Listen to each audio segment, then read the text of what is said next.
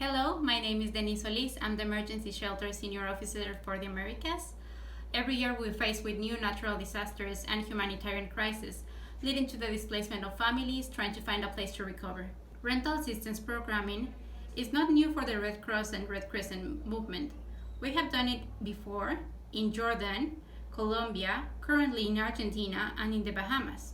Together in partnership with the American Red Cross and ECHO, we are supporting the Bahamas Red Cross to put together the rental assistance program as part of the response for the Hurricane Dorian that passed through the Bahamas in 2019.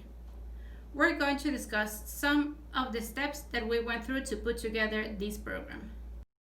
Hurricane Dorian was a Category 5 storm that caused over 30 feet of storm surge that left thousands of persons on the island of Grand Bahama and by extension Abaco without a home. So our shelter program, the rental assistance, was a major help to many persons on the island for immediate shelter and persons who are in need of home repairs. One of the most important steps for our rental program is to make sure that it's feasible and appropriate for its context.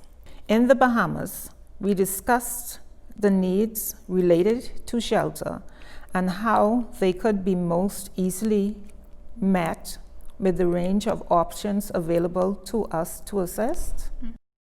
Following our needs assessment, we discussed the needs with the government social service department, who were also undertaking a rental assistance program, and we decided to expand horizontally their program using the same amount of support and time frame. Through discussions with social services, branch leadership, and disaster-affected people themselves, it was determined that a rental market assessment was not required since there was clearly adequate rental accommodations available in the market, which our program targeting 235 households would not exhaust. The rental program has been designed with beneficiary at the center of it, basically providing them with the rental support, cash directly to them, allowing them to negotiate with the landlord to get the best deal. We found that to be the best way through multiple programs to allow them to ensure that the price is not inflated by our program. As part of this conditional cash grant providing rental assistance is ensuring that people meet minimum standards for the housing that they're going to occupy. So we ensure that the house has a minimum square meter per person that's going to be in the house. It has access to a toilet, has access to kitchen facilities, and it's safe and secure. In addition, another part of the package ensures that the beneficiary has a legal agreement with the landlord. This helps to create that kind of contractual obligation between both parties and helps formalize the agreement between everybody.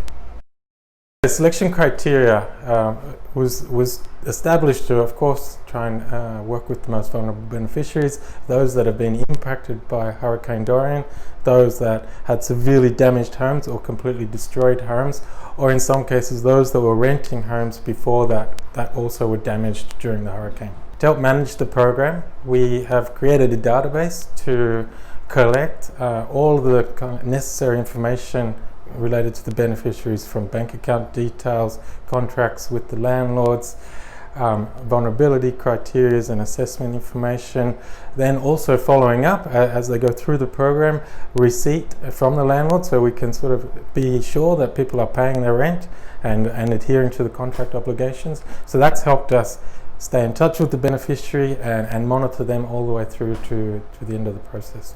A critical part of the program is ensuring that we stay in constant communication with the beneficiary from the start all the way through to the end.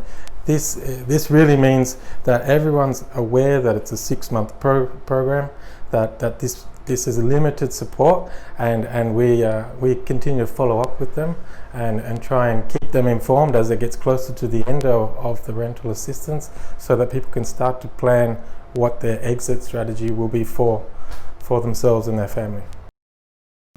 An important part of every program is developing an exit strategy, and an exit strategy here has of course been communicating with the beneficiary so that they're aware of the limitations of the program, but then also trying to connect them back to the Department of Social Services here anyway, because this program was developed in conjunction in some way with the Department of Social Services. So we're trying to identify those vulnerable people that are still struggling with their housing conditions and see if we can refer them back to the government. The second one is of course people repairing their homes and being able to move back into their homes. This has been something that we've seen happen from sort of month 2, 3 and 4, like people have actually been able to exit the rental program earlier, which has been a good sign. And then livelihood activities, and in some cases they've been able to link in with livelihood programs that we're running, and in other cases people are starting to rebuild their own livelihoods and then move back into their own housing under their own steam. The rental assistance program is for 6 months that allows the beneficiaries to repair their home and their livelihood. Every month, we monitor with the beneficiaries and the landlord to make sure their standard of living is met.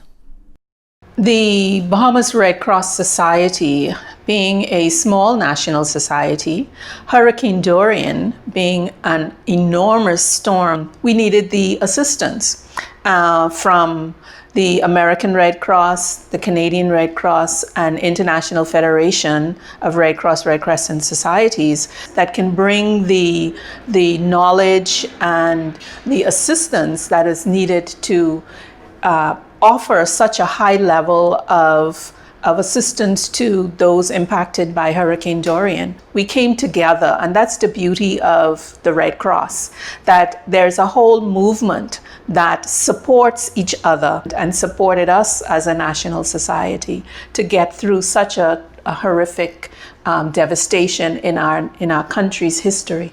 It isn't just that you are providing a shelter, but you are helping them through their mental state to realize that this too, they will overcome.